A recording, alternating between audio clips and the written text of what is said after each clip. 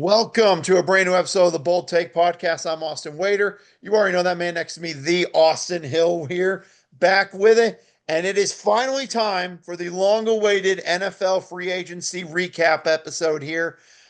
We were trying to wait and let the last couple dominoes of free agency fall. They know who they are. But then they just decided to not do that and not follow along with our schedule. So we're doing it anyway this week. Obviously, last couple weeks have been the NCAA tournament, so we'll touch on that really quick. Um, just an insane Final Four there. I guess we'll add in there with Florida, Houston, that national championship coming down to the wire. A big congrats to the Florida Gators. It was a fun Final Four that I think made up for people who didn't like the upsets in the first couple rounds. Yeah, again, I think we've been spoiled by some of the magnitude of upsets over the last, decade to half a decade. Um, but yeah, it was a little bit of a bummer to see for the top four seeds get to the Final Four. But they paid us back with some great ball games. Talk about the comeback from Houston, and then Florida putting it on Auburn. Uh, and then that national championship game was just phenomenal. Houston up, up, up. It felt like, they were going to run away with this game at some points, up by as much as 12, I believe. But it's kind of what we talked about with Florida heading into this tournament and heading into, every round that we talked about them. This is a team that can play any style of basketball. They can do whatever they need to do to get the win, and that's what they did. They got the right guys in to get the defensive stops, and they got the right guys in to make the baskets. Unbelievable what this team was able to accomplish this year. The comeback, and talk about the phenomenal defense the last three possessions of that game for the defense. Houston needed to score a layup at the very least on three straight possessions. I think they were down by one for two and then down by two on the last one. Uh, and they could not get a shot off. Two turnovers on a swipe and off the leg. And then obviously the one on the very last possession of the game, where honestly, I don't know what Sharp is doing there. In my mind, I don't think it was the greatest shot selection, but if you're gunning for it right there in that spot, you're already in the air. You've got to let the shot go. I really don't know what the thought process was there. But regardless, it was still a heck of a game. And it was a great finish and a great victory for the Florida Gators. Only right for them to do it just after Billy Donovan was announced to the Naismith Basketball Hall of Fame for the work that he did for the Florida Gators and his two national championships. Absolutely. I will say on that last play, the closeout that Walter Clayton had made that shot as if, I mean, let's say whenever he put it up, it was going to be difficult. Let's just say it Yeah, like that. But the closeout Walter Clayton had to have his hands still go over the top without going into the body of him, I mean, really, it really was impressive there. So yeah, big congrats to the Florida Gators for the national championship, as well as UConn women's getting back on top for the first time since 2016. It feels weird that that's UConn's first women's title since 2016, but it was taking business against South Carolina, and Paige Becker's ending her career as a national champion. You love to see it. yeah. Obviously, that was the one big thing her college career was missing, right? The national championship ring. Feels like she's done just about everything else to impress and shine and create a legacy there of her own at UConn. All she needed was the jewelry, and she's got it now. Yep, she does. A big congrats to all of them there. But that's talk for March is officially over, which means when March Madness over, there's only one thing really left to do. I'm shifting into draft mode. We're going to talk the draft. Yeah. Next week will be our mock draft, most likely at some point next week or early the week after. The day we're recording this NFL draft, 2 weeks away. And really, Austin, there are no slam dunks at any pick. There's been talks, most likely Cam Ward going number one to the Titans seems to be the only thing that seems kind of for sure. Besides that, picks 2 through 32 in the first round really are open. Yeah, to me, this is and really between the NBA and the NFL, with how much hype these drafts get, and how much talk they get, from when the team officially books that number one pick, whether it be the NBA draft lottery or when the regular season ends in the NFL, it feels like pretty quickly, well before now, 2 weeks before time, that number one pick is locked up. And like you said, it kind of seems like it's more likely going towards Cam Ward now. But I would say it's still not 100% guaranteed. It just feels kind of weird. Even a couple of years ago when the Bears traded away the number one overall pick, the consensus was Bryce Young.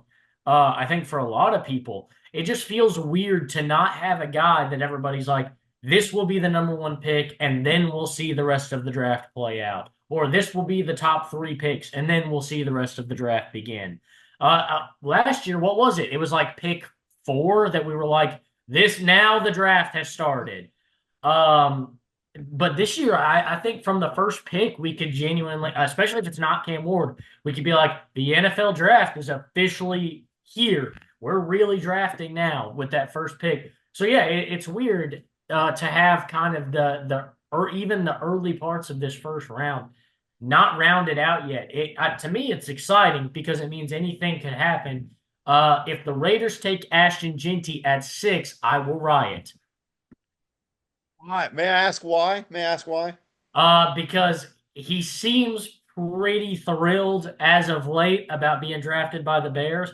And with the moves the Bears have made to beef up the offensive line, they're clearly going to go with what the draft strategy was for Detroit while Ben Johnson was there. Best available player that's going to change our team.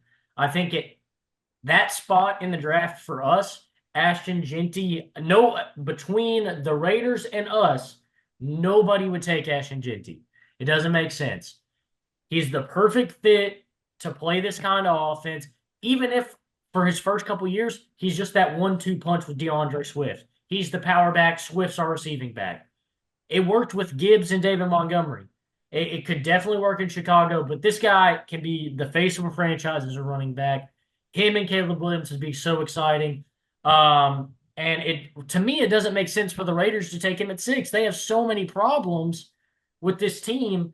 And Amir Abdullah actually had like a decent year last year. His first 100-yard rushing game of his career. The running back one, you remember the talk like 2 off seasons ago where it's like the running back is dead. Yeah. Now there's talks with obviously Ashton Jeanty to go top 10, but Omarion Hampton from North Carolina, someone that you pointed out in the preseason for college football, there's teams going up as high as him as top 10 as well. So we could be looking at potentially 2 top 10 running backs. I hate to say it, Austin. I don't see how the Raiders don't pick him. It makes too much sense with those style play that Pete Carroll has. It makes too much sense. Although Chip Kelly is the offensive coordinator, you never know. I'm not ruling out anything. Quinshon Judkins at 6. That's what we're hoping for. Little Chip Kelly see, but that is for next week. I still don't know what the Steelers are doing. Who knows at this point? But we're going to talk NFL free agency, do a quick little recap for some of the moves. And let's start in the AFC East with the Buffalo Bills here, who I want to say a disappointing offseason, but it's been more kind of restructuring contracts, bringing guys back. They paid Josh Allen a lot of money to be the starting quarterback for the longest time with the Bills. However, there were some big departures, obviously. Amari Cooper is most likely not going to be back. Mac Hollins obviously gone. Von Miller released in this. That was a big loss. Kyer Elam, Rasul Douglas, a couple of pieces there. But you look at the guys they brought in, Josh Palmer, a wide receiver, kind of feels like the next guy. They re-signed Khalil Shakir, and the one that they used to replace Von Miller, bringing in Joey Bosa. So not an exciting offseason, but it feels like the Bills still kind of restructuring pieces and re-signing contracts while bringing in new guys. Yeah, honestly, after watching the AFC Championship, I think letting Von Miller go is probably the right idea. Being there in person and having to actually ask around and be texting people, like, am I crazy? Or is Von Miller not playing in this game? If you're paying Von Miller that much money to play every other third down, it's not worth it. I like Von Miller. I think he's a game changer. I think he should have played more in that game. Unless there was some kind of injury that nobody is talking about that was keeping him out of this game. I don't understand it. So I like this move. I think swapping Von Miller for Joey Bosa right now, especially with the way they used Von Miller, makes so much sense. Joey Bosa is the kind of guy that you're going to have in almost every down. And so he's going to be an instant impact. But like you said, as far as the wide receiver room is concerned, they haven't made a whole lot of moves. They haven't done a lot of upgrading. They've kind of put themselves back in the same position. Uh, I wonder though, could they spend their late first round pick on another wide receiver? They did it with they ended up trading down and all that talk, and we saw how that paid off in the AFC Championship.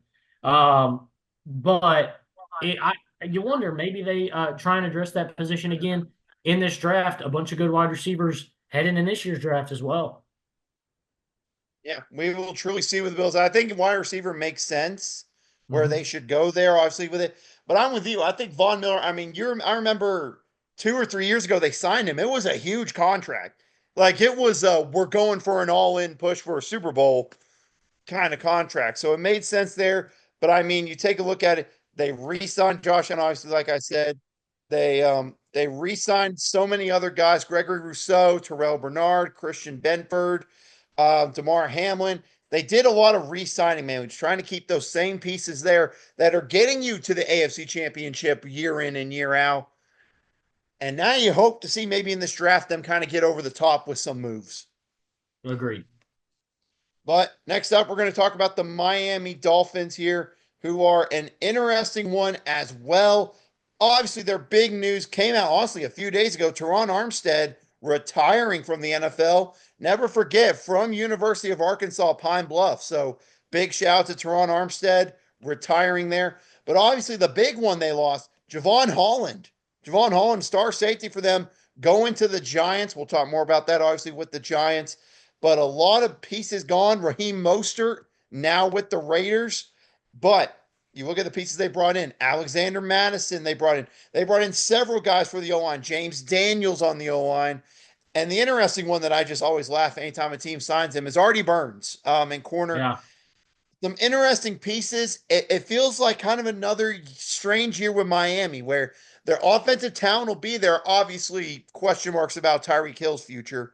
But the defense, again, feels like it's kind of being downgraded. Yeah, Artie burned, as I like to call him, because he's never in coverage. Yeah, Uh, but yeah, this is an interesting offseason. Didn't Tyreek Hill and Jalen Ramsey ask for trades at some point this offseason, or like kind of like roundabout ways?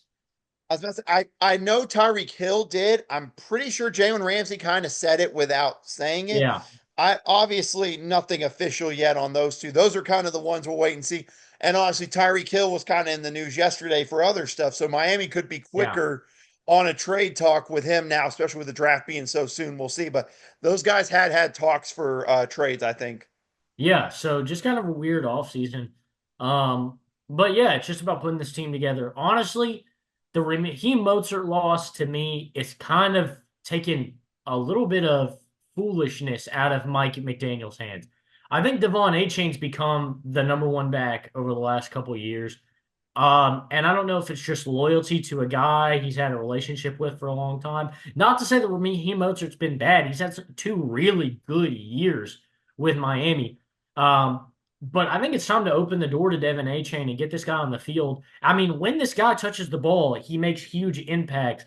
And I think having Raheem Mostert and having this, whatever this obligation is to playing him so much, is almost kind of hurting them in a sense. I think Madison signals kind of a more clear backup guy that's going to get, less reps and opens the door for a guy like A-Chain to make some big explosive moves. So I actually think that's kind of an upgrade in itself, even though Madison probably not on the same level as Raheem Mostert.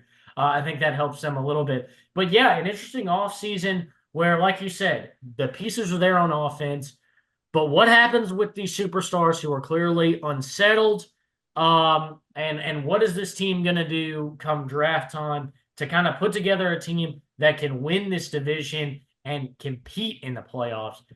Because it just seems like a team that is this close to being one of the best teams in the NFL, but yet it feels like there's so much more of a gap. Yeah, not to mention, this kind of feels like a prove it year for Mike McDaniel. I mean, he Agreed. was on the hot seat this past year. It kind of feels like if something goes wrong this year, It could be his last in Miami. We will see. Next, we're going to talk about that is the New England Patriots, the first offseason under the coach who we all agree they should have they should have brought in a year ago, but they didn't. And Mike Vrabel, it's a weird off season for the Patriots. You could look at it and say, wow, they're overpaying for some guys like, Stephon Diggs and those. But at the same time, this team needed talent, just talent on the roster. There was not a lot of talent there. And that's kind of what they did. Now, obviously, they had some pieces, but Stephon Diggs, they bring in Mac Hollins, some other pieces on defense. Robert Spillane, an underrated linebacker piece in the NFL. Carlton Davis, Marcus Epps. They brought in some talent that I think could make this team a lot more closer to contending, but obviously still a bit of a ways to go. Yeah, agreed. I think this team is obviously a work in progress. But I think getting Stephon Diggs, barring he's not a completely different player after this ACL injury, which I think, he could come back and not be perfect, but I think he'll still be a solid addition to this team. That is such a good get for me. This is a guy with one of the surest hands in the NFL. And sure, maybe he has a little bit of locker room personality issue. But overall, quarterbacks who get Stephon Diggs get better. That's just kind of the thing. This guy's so sure-handed. He helps these young quarterbacks kind of find their footing. We saw that with Josh Allen, let alone the revolving door at quarterback that he dealt with while he was in Minnesota. Bridgewater, Bradford, Keenum into Kirk Cousins. And so three of those guys started in the same season, and they still made an NFC championship. Yeah. So super talented. He's going to help make Drake May better. So I like that get as a guy that's going to be sure-handed, make big plays, and really help develop your quarterback. I think getting a guy like that helps you prove if this guy's the real deal or not. If Drake May can't have success with Stephon Diggs, again, barring he doesn't come back a completely different player than he was before the ACL injury, if he can't succeed with Stephon Diggs, can he succeed with anybody? So obviously still a work in progress. And I'm not saying this team's going to go out, win the division, go to the playoffs, but I think Stephon Diggs is kind of that upgrade, kind of like with getting Keenan Allen this past year. The Bears weren't this all of a sudden playoff caliber team, but clearly having the veterans like DJ Moore and Keenan Allen helped Caleb Williams learn faster and get better. We obviously saw that throughout the season. So I think this is the right kind of move to upgrade your team. Like you said, they really need help everywhere. And while they haven't filled everything and they're not perfect, I think this is a big get that shows we're taking Drake May serious. Let's see what he can do. And of course, another signing as well. Morgan Moses, the former offensive tackle. Garrett Bradbury, a former starting center. Harold Landry, a former Tennessee Titan under Mike Vrabel. So yeah, some pieces to kind of get things churning there in Tennessee. We know when Vrabel, or in New England, we know Vrabel in Tennessee, once he got his pieces in there, they were a consistent problem in that division. And the last team in the AFC East we're going to talk about, the New York Jets under Aaron Glenn, who, let's just say, got put into a really tough situation with the Jets, wondering exactly what's going to happen with them. Obviously, it's my personal opinion. I don't think it was perfect, but I think given the circumstances, it's not been a bad offseason for the Jets. You bring in your new quarterback, at least for the short-term future, in Justin Fields. You let a lot of the old pieces go and really just kind of make some stopgap pieces to just kind of fill in the roster. This is what you ask for if you're the Jets, I think, really is kind of what me and you were saying they should do with all the moves. So obviously losing Devontae Adams, Seth Morgan Moses, Aaron Rodgers, who obviously still is in limbo, Hassan Reddick, Tyler Conklin, Javon Kinlaw. I could go on and on, DJ Reed. But this just felt like an offseason where they need to make a lot of moves to clean the house. And it feels like they did that here. Yeah, I like the locker room reset. Aaron Glenn coming in, hoping to change the vibe. Obviously, there were some problems in the locker room. Aaron Rodgers and Devontae Adams just did not work. So for them to come in and get this figured out and kind of reset under the Glenn regime, I like this move. But did you see the all-time Woody Johnson quote about Justin Fields? Him and Trevor Lawrence were 1 and 2 for them in that draft. You picked two and took Zach Wilson. Your one, you didn't take your 1 or 2 at number two. Who I can't I couldn't believe that quote. I think Justin Fields is great. I love Justin Fields. I'm glad that he's getting a chance to be the star out there in New York for the Jets. But I just thought this was one of the dumbest things I've ever heard anyone say. You're telling me on your board you had Lawrence, Fields, everybody else. And at 2, you took Zach Wilson with Justin Fields still on the board. It doesn't make any sense to me. Make it make sense, people. Did he forget where they picked in that draft? It's just sometimes Woody Johnson just says some things that make you think it's time to sell the team. It's been time to sell the team for a while, for being honest. Which, by the way, fun fact: Zach Wilson was signed by the Dolphins. I guess I didn't mention that. So Yeah. he's back in the AFC East against his team. So we'll see there. But yeah, I'm with you. I wish Justin Fields was in a Steeler uniform. I'll just say it like this.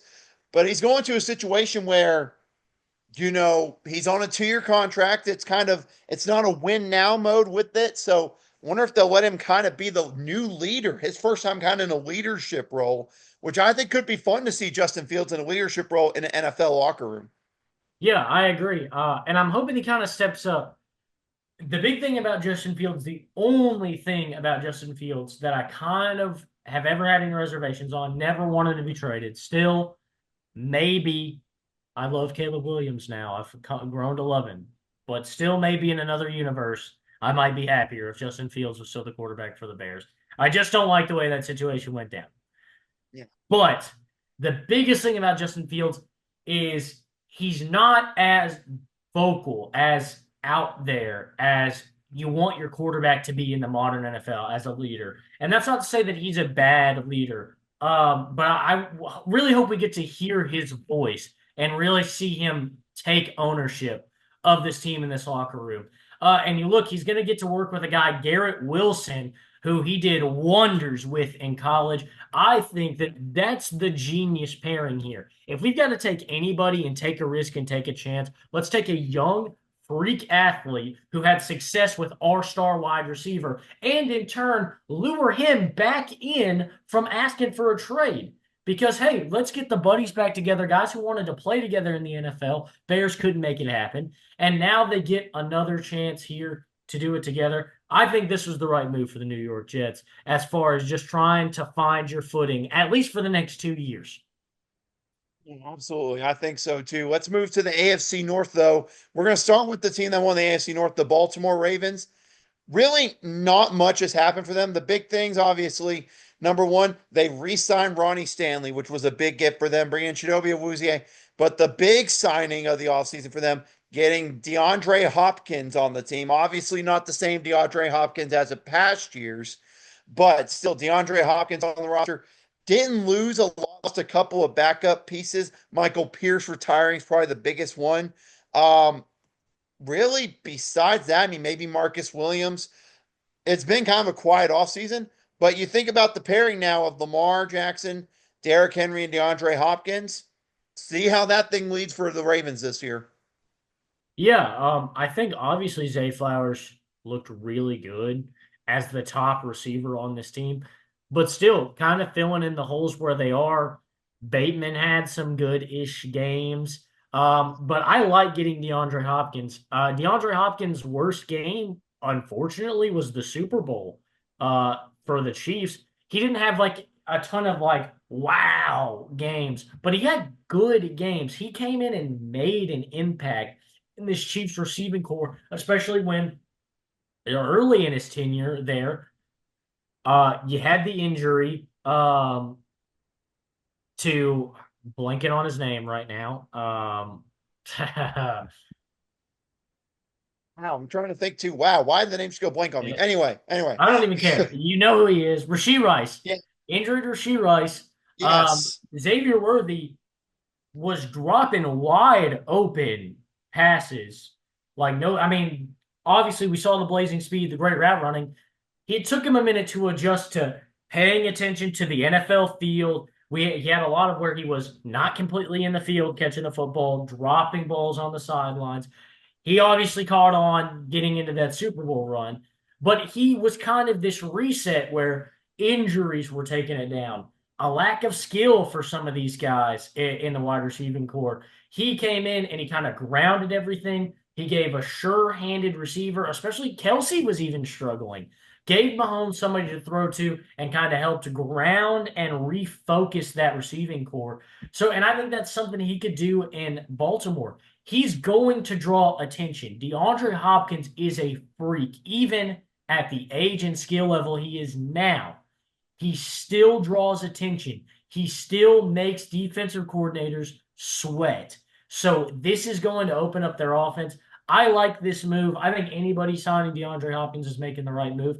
He maybe isn't a wide receiver one anymore for some of these teams. I don't think he is in Baltimore. I think Zay Flowers has proven he's capable. But to be a wide receiver two, to draw attention, to make you think about him, because in single coverage, he's catching the football. Oh yeah. You got to do more as a defensive coordinator, and that's going to open so many things up in the run and the pass. I love this get for a team that's really its biggest issue is rounding out that receiving core. Could really help them make a deep run this year. I think so too. Well, speaking of teams working on the receiving core, the next one we're going to talk about is the Cincinnati Bengals, who, let's face it, going into this offseason, there were three big names that they were focused on re-signing: Jamar Chase, T. Higgins, and Trey Hendrickson. They've got two out of the three. They've got two out of the three kind of figured out there. Obviously, Jamar Chase getting paid and T. Higgins both getting paid over $100 million. Re-signing Mike Gesicki. It seems they're bringing a lot of the pieces for the offense back, Austin. But as we keep on saying with the Bengals since the Super Bowl run, the defense continues to get worse and worse. And now you're trading away, looking to most likely trade away, as there's really, I don't see a path to him coming back and playing on the franchise tag, although you never know if Yeah. what that could mean for him. But in Trey Hendrickson, a guy who led the NFL in sacks this past year. Yeah, a guy who had a legitimate defensive player of the year case. I mean, we're talking about a super talented athlete. Yeah, I think overall, I do like the finally owning up and being like, look, we got to pay these two receivers. Uh, Joe Burrow is talented. These guys are talented. We need to keep that group together. I wish they just put up the money and keep Trey Hendrickson. This team needs a defense. Losing the best player on this defense, I don't think helps you any. Um, it blows my mind how this defense has just fallen off a cliff. I mean, when they went to the Super Bowl, they had one of the best defenses in the NFL. But they're just letting guy after guy walk, trade them. Hopefully they can reason something out with Trey Hendrickson, but at the same time, he shouldn't take anything less than what he's worth. This is probably the last big contract he's going to get to take in his career. Absolutely. Yeah, he'd be dumb not to. I mean, let's not forget Jesse Bates, one of the best safeties in football, was in your secondary with him, and you let him walk in free agency to the Atlanta Falcons.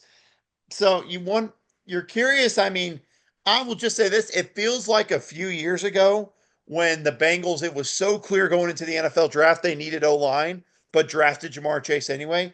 I feel Yeah, like everyone in this draft's going to say they got to go somewhere defense, defensive line, secondary, linebackers. They're going to get offensive lines. That's what it yeah. feels like to me that they're going to end up doing there. But it's just like get some defensive help, and this is a Super Bowl caliber roster. I mean, just end a story there. Just get some defense. Yeah, I agree. This team needs help on the defense, especially if you're going to part way with Trey Hendrickson. There's some good pieces still out there. Logan Wilson has been holding it down for them, but my goodness, get these guys some help. Get this team in the playoffs easily if they can get a defense.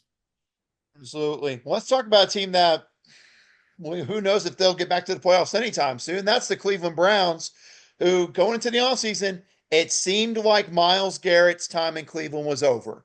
It seemed like it was over. He had requested the trade, wanting to play for a winner. I think instead of saying, I want to play for a winner, it's, I want to be paid like a winner. And that's Yeah, what ended up happening. Cleveland paying him a large amount of money to stay with the Browns for the next 6 years and including a no trade clause in the deal. But really, besides that, I mean, you want to talk about the next biggest move is trading for Kenny Pickett? Um, I mean, there's none there. They let a lot of pieces go. Dorian Thompson Robinson traded him to the Eagles. Jameis Winston's gone. Nick Chubb, you really don't know what the future holds there, given all the injuries. I mean, I could go on and on about the pieces, but this just looks like a team. They have a superstar player, Myles Garrett. Where else is the team? Yeah, I love and I hate this move. I think we don't have enough of guys playing their whole career for one franchise. So to see Myles Garrett take this contract extension, even after, asking for a trade, I think it's cool that the franchise is willing to, they understand who they have and they're willing to do whatever it takes to make him stay. And to that extent, I wish more teams had ownership and, a front office that was like that at the Dallas Mavericks. Uh, a guy who would die for your franchise. Who was literally crying last night during the tribute Yeah, video. Yeah. guys who would die for your franchise and doing whatever it takes to keep them. Except in the Mavericks case, that guy took you to an NBA Finals last year, Yeah. by Yeah. himself, pretty much. But he's too fat and lazy. But with Yeah. Myles Apparently. Garrett, my biggest thing though is it's going to be a pain watching Myles Garrett waste his entire Hall of Fame career playing for the worst franchise in the span of his career. Um, it's just tough. They're just wasting his time. I was excited when he asked for the trade because I was like, wow, we're going to get to see Myles Garrett play in the playoffs for a team that has a legitimate chance to win a Super Bowl. And now, at least for probably this season, that will not happen. Um, but overall, I think, just keep trying. I'm willing to hear him out. They paid him the money. Hopefully that means they're going to try and commit to something. But it did make me a little sad that Myles Garrett is probably going to be stuck on at least one more bad Browns team this upcoming season. Yeah. And the last AFC North team we're going to touch on is the Pittsburgh Steelers, who, look, I'll just say it like this. I don't know what to think of this offseason. I'll just get my thing out of the way. You trade for DK Metcalf. Awesome. Love the move. How will he pair up with George Pickens? We'll kind of wait and see because I kind of feel like they're the same player. You bring in Darius Slay from the Eagles. Very solid gift for the secondary because Lord knows the secondary needed help. That's good. You're making this kind of minor moves, bringing in Kenneth Gainwell after letting Najee Harris walk in free agency. Yet you let Russell Wilson go. You let Justin Fields go. You signed Mason Rudolph back, which I don't hate being a backup option, you know. And then there's all this drama with Aaron Rodgers. Visited the team for supposedly 7, 8 hours like 2 or 3 weeks ago, then left without signing. And it's just kind of, is he retiring? Is he going to be a Pittsburgh Steeler? So I'm happy with some of the signs again, DK Metcalf, but who's throwing him the ball? If it's Mason Rudolph, I don't want to hear that. Yeah, I'm thinking about driving up and trying out. I wouldn't be very good, but it couldn't hurt. Stretching the Uh, arm. but yeah, I mean, it's been a confusing off season. Like you said, they've made some big moves. They made Mike Tomlin untouchable when the Bears called about trading for him, which kind of surprised me. I don't hate Mike Tomlin, but I would not I like would to. have given him to you. I would have given him to you. I would not like to trade for Mike. I'd like to keep our draft and player assets for other players potentially. Not exactly trading for a head coach when obviously it's been made clear since he signed. Ben Johnson was packing his bags for Chicago, basically. He packed his bags last offseason for Chicago. Um, so, would have been a waste. But it's just confusing. You don't even hear out an offer on Mike Tomlin, which could have maybe gotten you the 10th pick in the draft. Maybe. Exactly. You, like you said, you fumble it with Russell Wilson, or you let him walk, whatever. You fumbled it with Justin Fields. You Big fumbled time. it with Justin Fields. Big time. But with the success Fields had for the Steelers last year, to be pulled out of the starting lineup, to never start another game for the Steelers is pitiful. And then to walk in the free agency, especially if he plays good for the Jets. If he plays as good as he played for the Steelers for the Jets, this will be a mistake. 5-1 as a Mm-hmm. starter, Mm-hmm. unreal. Uh, Especially when you're holding out hope for Aaron Rodgers, makes me sick. We should be sending this guy off to an unceremonious retirement. This shouldn't be his choice. There are 32 quarterbacks that are better than Aaron Rodgers. It's that simple. Counting the quarterbacks in this draft, there are 40 quarterbacks I'd rather spend time with Aaron Rodgers. You're kidding me. Why waste your time on a guy who's clearly past his prime, clearly is not the same since the Achilles injury? I don't know what to tell. I don't know how to get it through anybody's head. I guess really it's 31 teams, it's through their head. It's one team that can't make up their mind about it, at least so far. It makes no sense. He's done. He's done. Draft a quarterback this offseason or in the draft in the first round. Take Milrow. Take Dart. Don't take Tyler Shuck in the first round. That'd be a waste. Take Kyle McCord. His arm is crazy. I'd rather take Kyle McCord in the first round than have Aaron Rodgers play for my team. Kyle McCord's got a great arm. At least I can trust his arm. Maybe he'll throw 6 interceptions. He'll throw 600 yards and 7 touchdowns. Just blows my mind that anybody is still wasting breath on Aaron Rodgers. At least when he signed with the Jets, when there was the whole drama there, he had just won an MVP. But he's had an Achilles tear and one of the worst seasons we've seen in any Hall of Fame quarterback's career. It's time to hang it up, whether he realizes it or not. I'd hate to be the team stuck with the past his prime Aaron Rodgers next season. Well, it'll probably be the Steelers, so that'll be great there. We'll see there. Yeah, that's all I got to say. Just figure out what you're going to do. I don't care what it is, but just figure it the frick out, please. But yeah, like you said, no Tyler Shook round one. If it's Yeah. Jackson Dart or Jalen Milrow, I'll kind of be like, I think we could have gotten him second round, but I could at least, kind of live with it. Him, I'll throw something. I don't know what I'll do. I need to move on. But I need to stop thinking about it. He's also like Let's 27. move to the AFC South now, where we have a team that really, in my opinion, kind of got worse this offseason in the Houston Texans. Austin, we talked the whole season. What did the Texans need to do in the offseason? And that was improve the offensive line. So, does improving the offensive line include trading Laramie Tunsil away? Does it include trading Kenyon Green away, your 2 best offensive linemen? Does that make the O line better? Does it? It blew my mind when that happened. They had gained exactly -2 offensive linemen this offseason. It crazy. Though, I mean, of any playoff team, they easily had the worst offensive line. And it was their biggest issue. It's the thing that kept them from doing what they did last year. And to go out and trade away your 2 best offensive line. Look, had we been sitting here right now and Laramie Tunsil was the only offensive lineman they traded, I would have said, look, he's great and they needed to make upgrades. I'd still be shaming him for not upgrading the offensive line.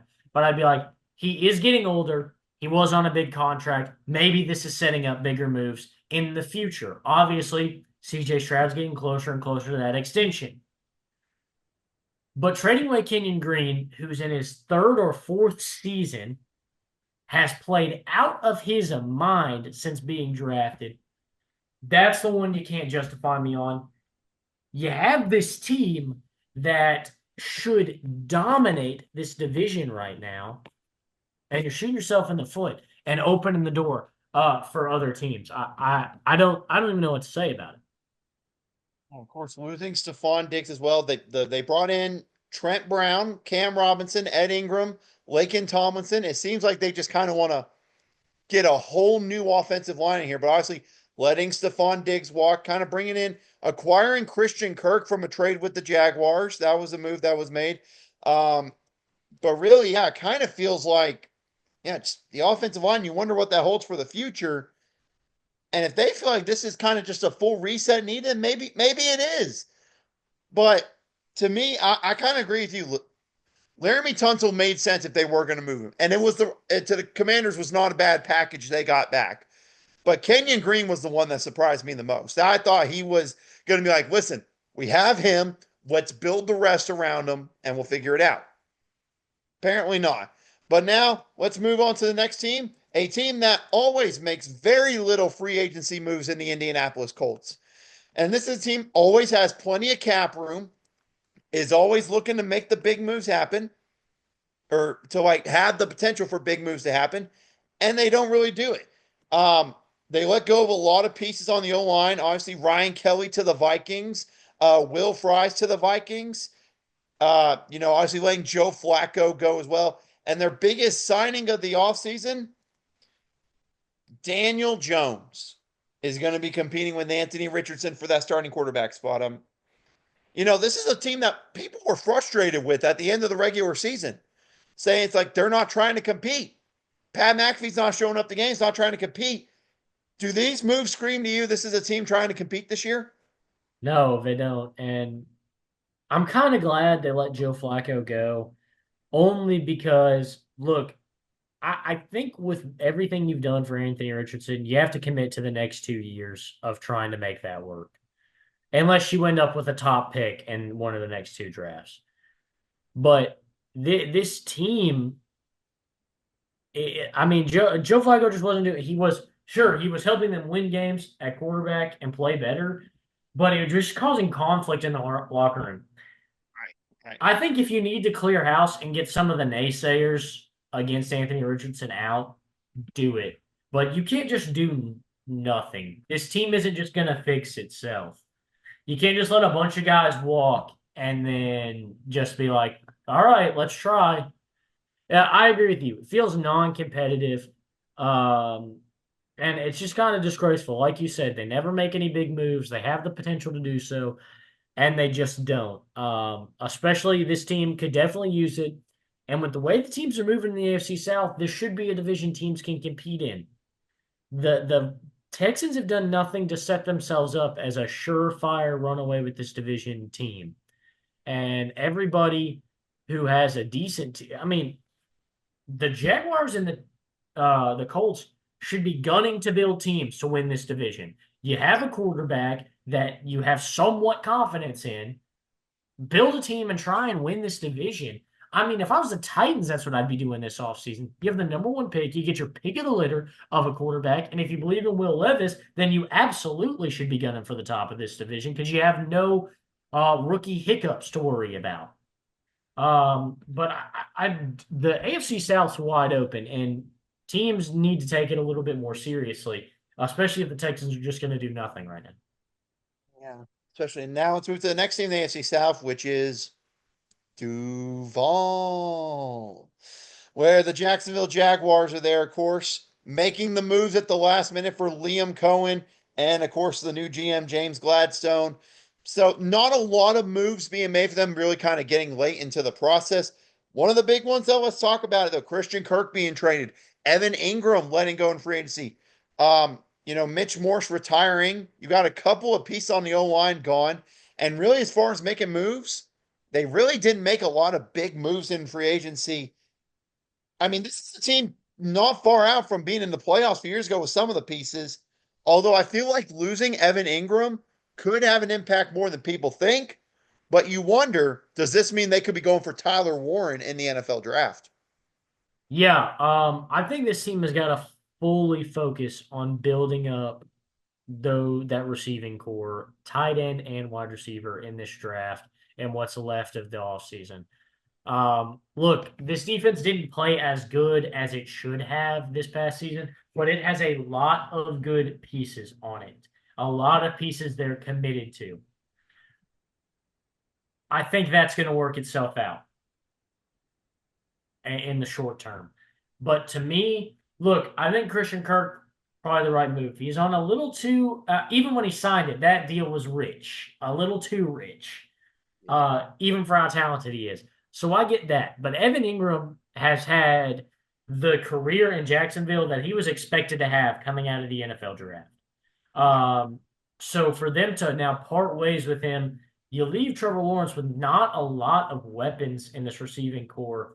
Uh, I would like to see them try and upgrade this receiving core and build an offense that Trevor Lawrence can win with. Because again, this division is anybody's for the taking right now. I mean, the wide receiving core, you got Brian Thomas Jr., Gabe Davis. That's it, really. I don't know what else to say there. Last team, we're going to talk about the team with the number one pick, the Tennessee Titans. Obviously, not a lot of basically a lot of resetting. Although I just have to just laugh at this and judge this. You're paying Dan Moore $82 million. Did you not watch the man in Pittsburgh? I watched that man ruin careers. Kevin Zeitler, they're bringing him in. Really not making a lot of big moves, I would say as well. But obviously, we're waiting on their big move, which is going to be that number one pick. So we know what's there. But again, it's similar to what we just talked about. Really a wide open division. You can see them maybe trying to be a little bit more aggressive in free agency. Yeah, I won't harp on it for the third team in a row. But yes, you'd think maybe a chance. Um, but to me, with the way they're kind of, I won't necessarily say dragging their feet, but with the way they're kind of making, these smaller type of moves, still pieces that can kind of help. Like the Kevin Zeitler move, I think helps upgrade an offensive line that was bad last year. It's just not the biggest get they could have got. Um, but when I see moves like that, it makes me think, okay, we're going to take it in small sizes. To me, that says we're going to go quarterback, number one pick. We're going to reset. So we're going to go small, add some pieces that are going to help him not die, and we'll take it a little bit slow. And I think that could help. But obviously, you never know. I'm not the GM there, so I don't know what they're doing. But yeah, to me, if you're taking it slow, you're saying, I'm going to go quarterback. Because again, if you're keeping Will Levis and he's going into his third season, and that's the time for every quarterback. Hey, we're going to go, no matter what we've done the last 2 years, we're going for the point. You need to start winning some games. Yeah. So yeah, to me, if you're not building this team to go out with these big moves to go out and just win, win, win, then to me that says, hey, we're going to bring in a rookie quarterback. We're fine if we lose a little bit. We want him to grasp the game and come into this game. So if that's the approach and that's the strategy, then I'm okay with a more of a passive offseason, even though I think they could win this division with Cam Ward. But I like not rushing him either. So as long as it's number one pick spent on a quarterback, I'll say this is an all right offseason. I don't mind taking Abdul Carter. I think he's a freak athlete and talented. But I don't think you've done enough with this team to bring him in and then drag your feet to another number one pick next year. Yeah, I think so. We'll get to our last division here in the AFC. We'll start with the Denver Broncos, a surprise team making the playoffs. Made some interesting moves. Obviously, Evan Ingram bringing him in, but some moves for defense. Dre Greenlaw signing him away from the 49ers. Talua Hufanga, the safety from the Niners, who I'm told all the last couple of years is the most important player on that defense. And they really didn't lose a lot. They lost Zach Wilson and Javonte Williams. Really the main big pieces. So this feels like another solid year for Denver coming up after a surprise playoff run with Bo Nix's rookie year. Yeah, this builds confidence for me if I'm a Broncos fan. We come out, we surprised last year, and now we go out and we make some big additions. Like you say, getting Evan Ingram, like we just talked about, this guy has really turned himself around since he started playing for the Jaguars. If he continues to play that way, he's going to be a huge get for this receiving core, which was already fantastic last year. And then, like you said, to add on to the defense with Dre Greenlaw and company, look, this is going to be a great defense, a great offense. If Kansas City comes out dragging their feet and having these close games, they might have a team right there, at least when they play in those two divisional games, that brings that juice on defense. And look, guys that they brought in are going to help them, and having reigning defensive player of the year, Pat Surtain at corner, that's going to help this kind of team take advantage of mistakes. This could be a very, very scary team to come across in playoff time if this defense gets firing on all cylinders. I think so. Here's my bold thing. If they can somehow, and I know that's the hard way to do it, if they can get a good defensive line piece in the first round, I think they could be set for having a chance at the Chiefs. If they get a good defensive line pieces, because that was the thing that hurt them in the offseason or in the postseason. Well, speaking of the Chiefs, let's talk about them losing in the Super Bowl, obviously. Made some moves this offseason. Number one, signing the legendary quarterback Gardner Minshew. Just think, ladies and gentlemen, we're going to see Gardner Minshew in a playoff game, most likely. Or he takes over for Patrick Mahomes. Either way, I'm Yep. happy. But obviously, for the Chiefs, there's a couple of pieces you let go. Number one, you let go DeAndre Hopkins, Mecole Hardman. You trade Joe Thuney to the Bears, obviously for you. Re-sign Hollywood Brown. You bring back Juju. You sign Jalen Moore. You sign Trey Smith. Nick Bolton re-signed. It feels like they kept a lot of the big pieces that they needed to, obviously including Chris Jones as well. They kept a lot of the big pieces together, and they just think they can keep on making runs in the AFC because at this point, every couple of years we keep on thinking this is the year someone's going to beat the Chiefs. No one's done it yet. I like the strategy. This team did not play its best football last year, and it almost went undefeated. It almost won a Super Bowl. Bring back a ton of these pieces. Get your Nick Bolton's back. Get Hollywood Brown. Get Trey Smith. I maybe would have kept Joe Thuney. But other than that, I think this team made a lot of the right moves, and they have drafted so well offensively, defensively over the last couple of years that, sure, anybody who doesn't want to come back and take the deal we offer you, go on, be gone. We'll draft somebody to replace you, and they'll probably be better. I hate to say it, but this team has done a lot well over the last few years. I like the strategy of saying, we're going to run it back. We went to 3 straight Super Bowls. Let's make it 4. These are the guys who can make it 4 straight Super Bowls. We draft well. We build teams well. I don't think there's too much to worry about for Kansas City right now. Now, of course, if they come out looking flat, then maybe it was a mistake. But for right now, for me, running it back's been working. I'd run it back again. Yeah, same for me. Let's move on to the next team in the division. That's the Vegas Raiders who have made the moves. Obviously, Pete Carroll coming into the division. Again, speaking of it, what a coaching division we have here. I mean, the Yeah. coaching matchups are absolutely nuts here. But the Raiders making their moves, of course, we know where you want them not to go in the NFL draft. But the Raiders, of course, trading for Geno Smith, bringing in Raheem Mostert, signing Max Crosby to an extension, which was massive. Nobody saw that coming at all. Everyone thought he was going to be a big piece. You bring in some other nice pieces to kind of help figure things out defensively. Landon Roberts, Devin White, Eric Stokes, Jeremy Chin. You lose a couple of pieces, really, but this was a lost team, really. It felt like last year. And honestly, they feel like a much improved team from last year. Yeah, I mean, just rattling off the pieces they brought in on defense or retained in the case of Max Crosby. This is where Pete Carroll starts. Legion of Boom, ever heard of it? He's going to build a violent defense. And I like bringing back Max Crosby because he feels like he's got that kind of energy of like a Michael Bennett kind of had when he was with the Seahawks. That kind of hard-nosed, tough defensive end. I like the moves they've made so far. I'm not going to go so far to compare this defense to the Legion of Boom. But just to say that he's adding good defensive pieces and starting building the defense, and the offense is going to come to you. Obviously, they've got some pieces on offense. They'll probably look to add more in this draft. But right now, like you said, much improved. I like the direction this team is headed already under Pete Carroll. Yeah. And then the last team in the AFC West, we're going to go over the last AFC team, the Los Angeles Chargers, not doing a lot this offseason. Of course, on the big moves, signed Trey Lance as be a new backup quarterback, Najee Harris. They bring back Mike Williams. They give a wide receiver to Justin Herbert.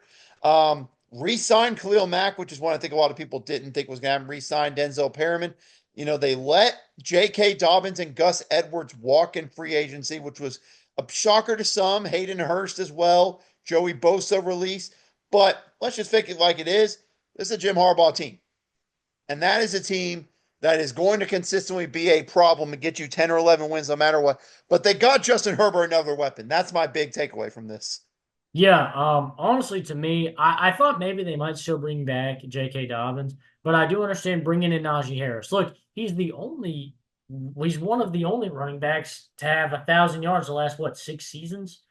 Yeah. Uh, he's done, his numbers are incredible. It feels like his impact has been a little bit less over the last couple of years in Pittsburgh, but I think this is a good get. He's a consistent running back. He's going to come out there and he's going to help you with the way that he runs.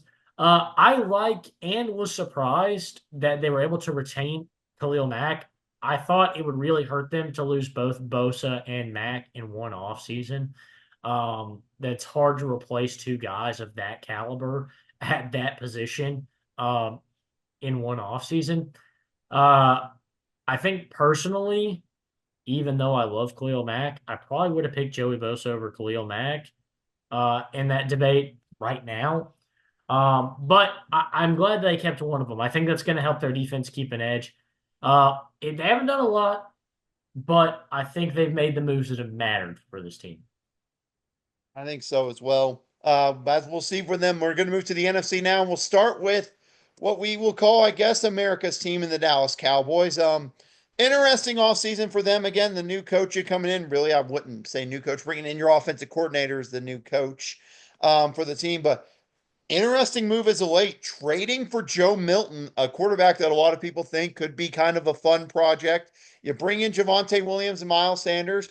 Paris Campbell, Dante Fowler Jr., Kenneth Murray acquiring him a deal, Kyer Elam, a former first-round pick.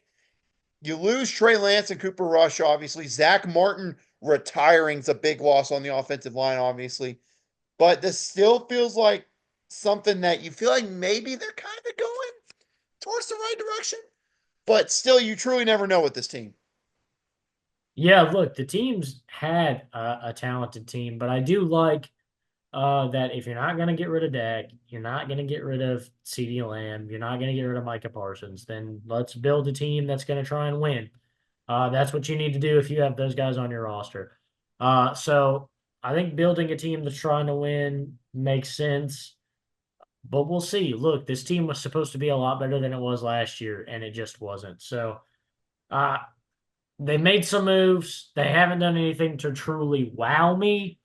But with the Cowboys over the last few years, it's just been wait and see.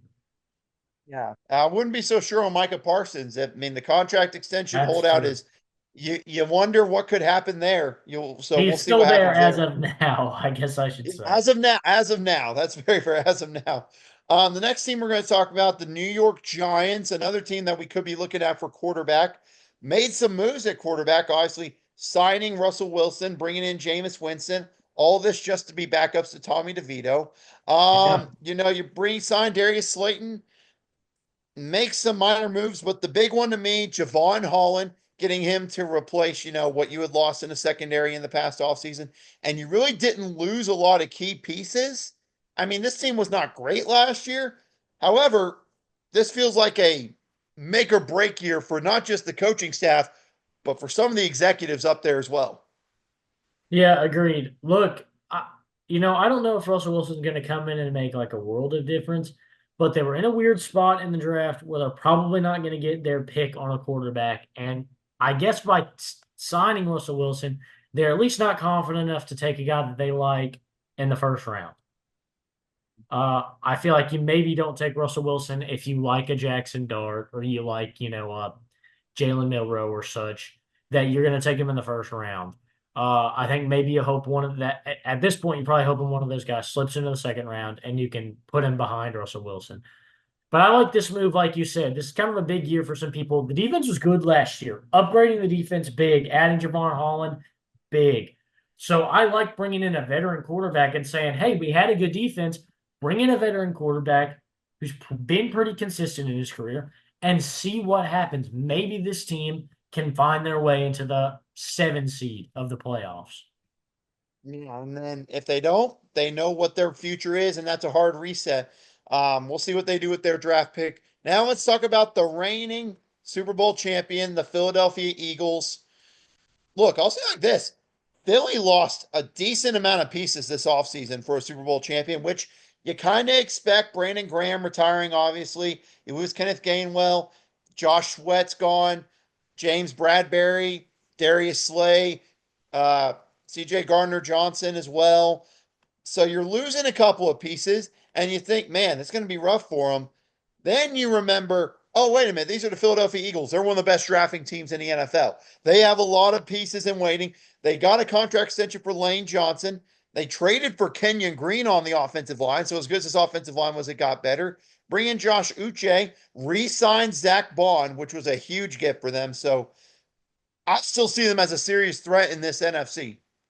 Yeah, I agree. I think their biggest losses were in the secondary. Yeah. But look, they knew this was coming last year. So what did they do?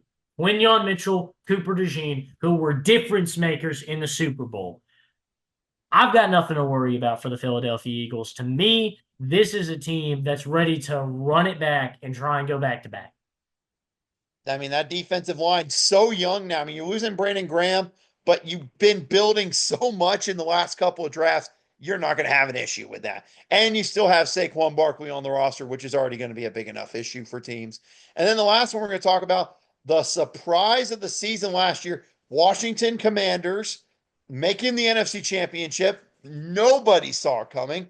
And they made some fun moves this offseason to kind of go with the all-in push that they're going for. Number one, we talked about earlier, Laramie Tunsil coming in, trading for Deebo Samuel, really not losing a lot of pieces either. Signing Michael Gallup, Zach Ertz coming back for another year, Nate Herbig, an underrated piece, signing with the team, Dietrich Wise, I could go on and on about him. But this feels like a team that's like, listen, we made a surprise run. We need to get pieces to continue attacking during the stretch we're in. Yeah, I like rounding out this receiving core because it was kind of like a bunch of who was that making some big plays for them last year. And not that their receiving core was bad, but now you get big names like Deebo Samuel in this receiving core. And like you said, this is going to help them big time as they kind of gun to get back to that NFC Championship and make some noise in their own right. I like the moves. I like the committing to going big. You saw what Jaden Daniels was capable of. Let's go for it now. Simple enough there. Let's move to the NFC North and let's start with what, for the second or third year in a row, the offseason champion Chicago Bears making the moves. A ton of moves on the O line. I could go all over the place and talk, but sir, you have the floor on this Bears offseason. What are your thoughts so far? Look, I'm not going to go in too crazy and like I have the last couple of years and say this team's a playoff team, this, that, and the other. I'm going to wait to see what happens when this team hits the field, but I am very, very happy with what I've seen so far. The acquisition of Ben Johnson was a must, an absolute must. This team needed a super genius head coach, like I need air. It had to happen. And right away, they've made a difference. Look, the trenches is where his teams in Detroit won and lost games. And so to go out and get Jonah Jackson and to go out and get Joe Tooney to upgrade at the guard, huge, huge, huge, huge, huge for us. The signing at center, we'll see how it goes. A lot of people's number one center in the free agency, so I'll take it. We needed it. Fix that interior line. I see so many people griping about left tackle though. Braxton Jones has played out of his mind for a 6th-round pick. He hurt his ankle last year, and he didn't play. If we burn this number 10 pick on a tackle when we have Darnell Wright and Braxton Jones, I'll lose my mind. This is the right time to go out and go big. Getting Grady Jarrett, happiest I've been in a long time. My goodness, we've needed defensive tackle bad. And not to slander the guys that we've got right now at defensive tackle, and Jervon Dexter, who had a really huge year this past year, and Zach Piggins, who haven't been such a difference. This defensive line just hasn't been that good. Montez Sweat kind of had a step back last year after kind of a big boost coming over to Chicago last year. But to me, the big thing is he didn't really have anybody else on the other side helping him out. I'm hoping Grady Jarrett makes the kind of difference where he's putting more pressure on these offensive lines and opening some stuff up for Montez Sweat. At 10, if Ashton Genty's not there, I mean, even if he is there, I wouldn't be so mad. Defensive end, we've got to get a stud defensive end. I was really hoping we'd bring back Khalil Mack this offseason. That didn't happen. We've got to find a way to get our hands on a good defensive end to line up on the other side and really hurt this team. But I like where this team's moved to. It's Ryan Poles continuing to make these awesome moves, but now he's got a head coach I feel like we can trust a little bit more. For the first time in a long time, I've gotten my number one wish list head coach. So maybe the first time in my lifetime. Um, so I think this is the right moves for this team to get better. I love it. They did pretty much what Washington did. The teams that picked 1 and 2 in the draft last year liked what they saw from their quarterbacks and said, let's do what we can to start winning more football games. Hopefully that translates into the playoffs, but I won't go that far yet. I just want to see this team play. Absolutely fair there. I think it's been some great moves. If y'all do end up with Ashton Genty, I don't know. I might pick y'all to win the division at that point. I really don't know. Speaking of, let's talk about the team that won the division last year, the Detroit Lions. Obviously, losing both your star coordinators, you knew that was going to happen, but really not making any big moves. Really, their biggest move, I guess you could say, of the offseason is swapping Carlton Davis out for DJ Reed. Really, besides that, no big moves. But at the same time, think about it. This is a team was super successful last year despite a million injuries. This is going to be a problem again in the NFC. Yeah, agreed. I think this is a team that's built to win. To me, I'm kind of in the same boat. I'd bring the same team back, and then, let's hope that the losing of coordinators doesn't make a difference. But if it does this season, then maybe it's time to start making some pieces fit for the new scheme. But for now, it's like this worked last year, even when it shouldn't have. So let's hope that we stay healthy and it will work for sure. Made too much sense for me. The next one should be a pretty simple one. The Green Bay Packers, virtually nothing. I mean, you got Nate Hobbs in free agency, which wasn't bad. Mecole Hardman, lost AJ Dillon, obviously, Eric Stokes. But this is a team that went in huge last offseason that they really were like, we really feel pretty solid about what we have. That they made some very small moves at best, but really nothing for the Packers. Yeah, I think right now, with the way this team competed last year, it's just a matter of kind of hoping you get lucky. I mean, you had to compete with two 14-win teams last year. So, maybe this year, maybe luck will be a little bit more on their side, and they'll be able to have Jordan Love for the full season, even though they didn't lose any games while he was out. And just keep him kind of in his flow and in his motion. But yeah, I don't hate not making a ton of moves here, especially with kind of the last couple off seasons. They've had to kind of start cutting loose guys, getting ready for that extension for Jordan, to get ready for that extension for Jordan Love. Now that it's here, now that they've got a team, not trying to go into deficit spending mode right now. Let's see what we've got, maybe make some moves at the deadline. But right now, again, let's just hope we get a little more luck on our side and we're not playing in the best division in football. I don't think they'll get that lucky. Yeah. We'll see. Last but not least, in the NFC North, the Minnesota Vikings. Interesting moves made, of course, for them. Obviously, losing Sam Darnold, most likely not signing Aaron Rodgers. Most likely, I'm not going to guarantee at this point. Most likely, it'll be JJ McCarthy's team.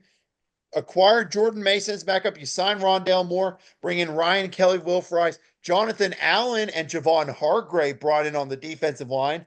You re-sign Byron Murphy. Jeff Okuda joins the team, and you bring Harrison Smith back. Obviously, you lose some pieces here and there, but this is a team with a great coaching staff. You still have Brian Flores there. You still got Kevin O'Connell. You just got to find out what you got in JJ McCarthy to truly figure out the future of this team. A lot's back, and dare I say, a great defense got even better this offseason. Yeah, I think this team poised itself in a position where, unless JJ McCarthy throws an interception every time he throws the football, this is a team that's probably going to go to the playoffs. I mean, like you said, they beefed up this defense more than it was last year. They loaded this offensive line to protect this young quarterback who already had the bad injury last year. Let's keep him healthy. And look, I think obviously you hope he's good, but even if he's bad, this team is really in a position where it can succeed. And then maybe you can go on and figure out your quarterback position next year or something. But right now, this is a team that's going to compete. The real question is JJ McCarthy going to make this team a Super Bowl contender, or is this team just going to be hanging around in the playoffs? This team has no reason to miss the postseason this year. I absolutely agree with you there. Let's move to the NFC South now, which has the Atlanta Falcons. And Austin, I don't know what I got to do to get the Atlanta Falcons to just buy in on a pass rusher at some point. I'm hoping it's in the NFL draft this year, but no big moves at pass rusher positions. You know, brought in Leonard Floyd, kind of, but I mean, let's face it, that's really not biggest move there. And Divine Diablo, Jordan Fuller, maybe, but not a lot of moves made. But the big thing I think that's safe to say for them is you have your quarterback of the future set, getting some action. You have that set. To me, you just need to go edge rusher or secondary in the draft to kind of help this defense out. And similar to last year, you should win this division. Yeah, this has got to stop happening. At some point, somebody has got to be like suspended for tanking. Uh, I think this is a much more clear-cut case than the Dolphins ever had. I've watched them go out on the football field for the last 3 years. It's unbelievable. I mean, it's like they're trying not to win this division. I don't know what else to say. It's been in the palm of their hands, and they do nothing with it. So we'll see what happens. It really just comes down to winning some football games at the end of the season. We'll see what happens. This team's been good enough. Go out and win the division. Make a big move in this NFL draft like you did last year, and get it over with. But let's can we get rid of Kirk Cousins also just as a little I mean, he's not doing anything clearly. He's not going to come to camp. They don't even expect him at camp. It's time to just part ways and eat the bazillion. I mean, either way, you're paying him $1 bazillion. Let's just eat it and get on with it. Yeah. One can hope one day the Falcons will finally take that division away from Tampa Bay. Let's move to a team that had a very strong finish to the end of last year in the Carolina Panthers, who, let's face it, this year, their mindset in the offseason has been on defense for the most part. Tershawn Wharton, Bobby Brown, J.C. Horn re-signed, Mike Jackson, Trevon Moehrig bringing him in as safety, a big get there. It's clear this is a team maybe not ready for elite playoff contention, but this is a team that is going to be somewhat of an issue in this NFC South. And if Atlanta doesn't want to take it, if Tampa Bay has an off year, maybe it is the year for Bryce Young with how well he finished this past season. Yeah, he really found himself at the end of last year, which is good for me to see. I hated that he was getting all this. I kind of thought unfair slander, uh, even though he hadn't been at his very best. But to see them kind of come around, yeah, this could be something. They could come out and surprise some people. I'm not expecting this team to win the division or compete for the playoffs, but they could come out and surprise. They've certainly done their due diligence trying to upgrade this team. You really have. And then let's talk about our favorite offseason team all the time, the New Orleans Saints. How are they going to get out of this one? They haven't blown up the roster like Yeah, we thought they would, like we think they'll have to do one day. and nobody Uh, retired. Nobody retired. Yeah, Cam Jordan's coming back for another year. They brought back Chase Young. restructured a bunch of contracts, and that's it because that's all they can do. I don't know what else to say. The Saints accountant, he better be getting paid something special because this guy, I mean, we come into the offseason and they're saying I remember at the trade deadline, they said even if they traded Kamara, even if they traded Marshawn Lattimore, they would not be able to make cap space to keep this team. They'd have to get rid of so many guys. Carr would have to go. Cam Jordan would have to go. They'd have to cut all these giant contracts. And somehow, by some miracle, they restructure a million contracts, and they are fine. I don't know what it is about this team, but the guy that helps them make their financial moves needs a pay raise. Whatever he's being paid, it's not enough. His own like kind of Moneyball movie. Like, can he get Yes. his own shining moment, please? Yeah, about how he kept these 8 and 9 Saints teams completely put together for 5 years in a row. Yeah. Let's move to the last team in the NFC South, the Tampa Bay Buccaneers, a team who, again, didn't make a lot of big changes in the offseason, mainly keeping pieces. Somehow got to keep Chris Godwin around, brought in Hassan Reddick as the main piece, but really, besides that, kept most of this roster together, which has won them the division. So if it ain't broke, don't fix it. Here's what we said last year when Mike Evans came back on a 1 year deal. Getting Mike Evans back was all you needed to do. Here's what I'll say this offseason. Getting Chris Godwin and Mike Evans back this year is all you needed to do.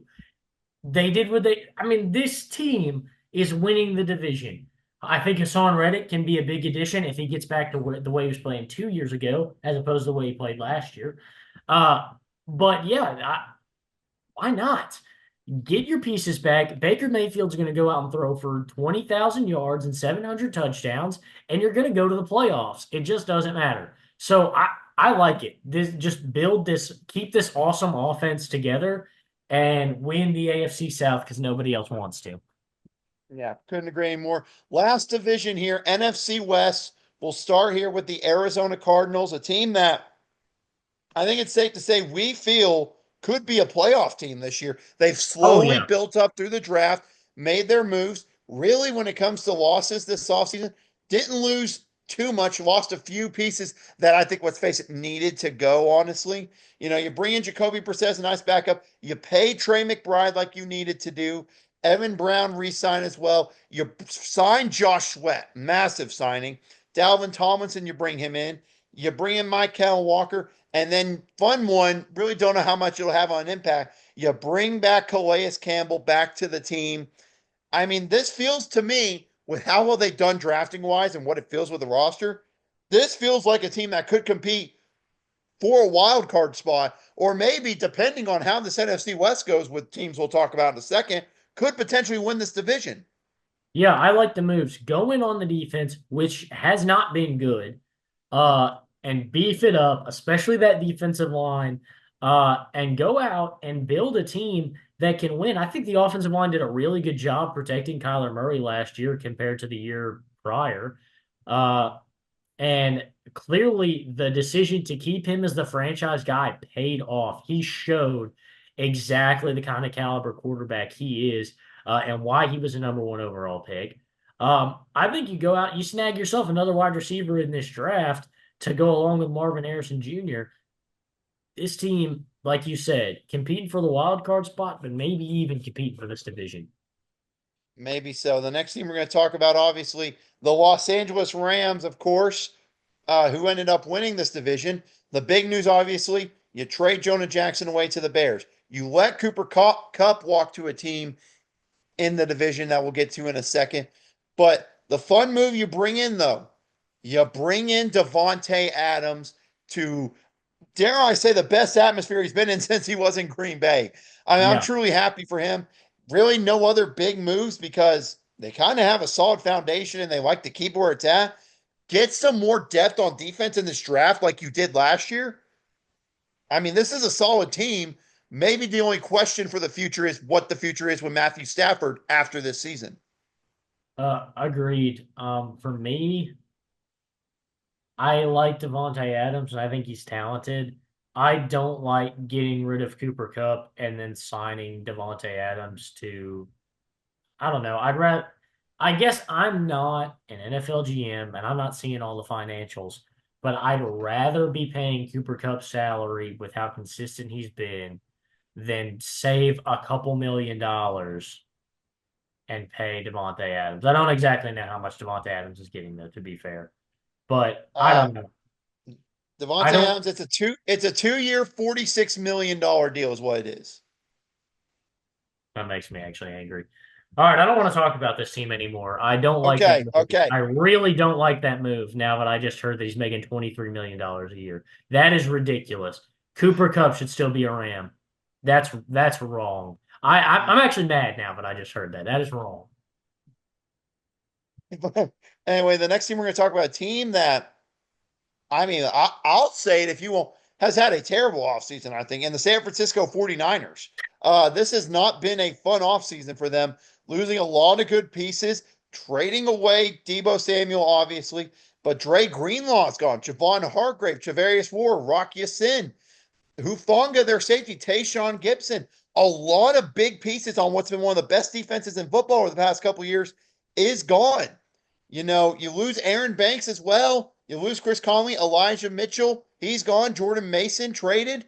And your backups who have been solid, they're not there. You maybe don't really make any big moves either. Your biggest move is re-signing Kyle Juszczyk and bringing in Mac Jones, who I think, let's face it, he should have been drafted by the Niners, is what Kyle Shanahan wanted to do back in that draft. But this is, to me at least, this is a terrible offseason for the 49ers and makes you think, like I was talking about, this division's wide open. Yeah, they got just torn up this offseason.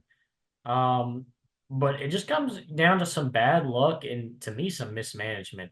Obviously, the situation with Javarius Ward was just kind of unfortunate with everything that he went through last season and just being like, I just can't be here anymore. Yeah.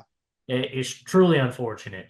But with Dre Greenlaw, they didn't make an offer until the last minute, and that didn't go unnoticed. That's actually the sole reason he chose to stay with the Broncos. It was more money, a longer contract, but he was like, "You come to me now when I'm about to sign this contract with the Broncos. Where was this at all last season? Where was this at all early in the offseason? They just made, I don't know, I'd argue like their third or fourth best defensive player just didn't make him a priority. A guy who's been a phenomenal tandem with Fred Warner in the middle of the field, and they just said, "We'll see you when we see you." I don't know if they were just waiting for him to. I don't know if they thought he was waiting around for the Niners to make an offer, but it just feels like mismanagement to just let your best player go out and just not make an offer until it's too late. So late that he's offended that you've offered him more money, more years, and he's offended by the contract. I think that that's bad and bad mismanagement. And this is a team that we praised for how consistent and how well they built this team. And then all of a sudden, all that goes out the door, and they let their entire team, feels like their entire starting defense, walk out the door and just don't get any of these guys back. Something I don't know what happened, but it feels like serious mismanagement of this team. If there's one good thing for them, Robert Saleh back as defensive coordinator is something that will definitely Agreed. could make Agreed. things better. Obviously, losing the talent, though, is going to be tough.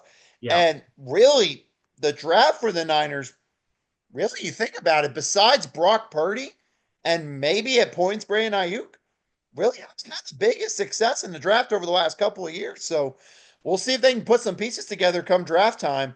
Uh, Last team we're going to talk about here, Seattle Seahawks, making their moves. Number one, trading away Geno Smith to sign Sam Darnold to $100.5 million deal, bringing in Cooper Kupp on a 3 year, $45 million deal. Ernest Jones re-signed. Jarian Reed re-signed. You brought in DeMarcus Lawrence. You lose a couple pieces. Obviously, Tyler Lockett gone. George Fant no longer there. Laken Tomlinson. To me, the one thing that has me worried about this team Yeah, you brought in Sam Darnold and Cooper Kupp. You lost some pieces on the O-line, and you really didn't fill them. So I'm hoping they're going O-line in round one. Otherwise, I'm worried for Sam Darnold because we saw what happened when teams blitzed him against even a decent O-line in Minnesota. Yeah, that's the thing I'm thinking is you really could not afford to have this offensive line gutted if you're going to bring in Sam Darnold.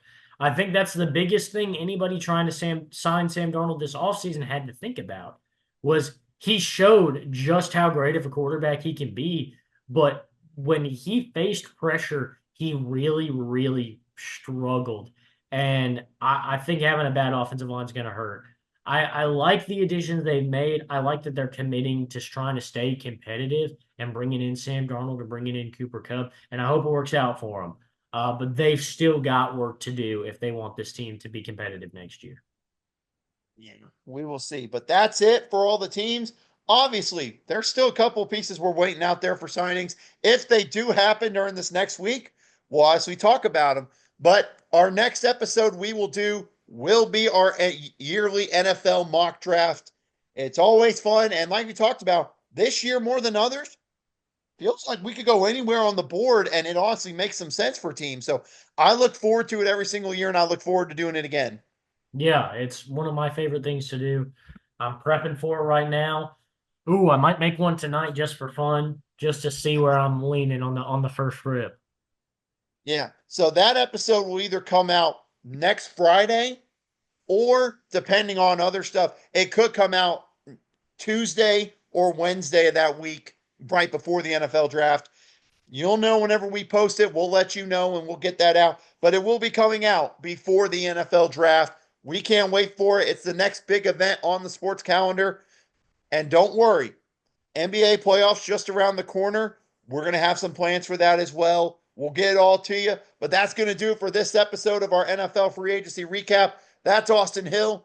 I'm Austin Wader, and we want to thank you for watching.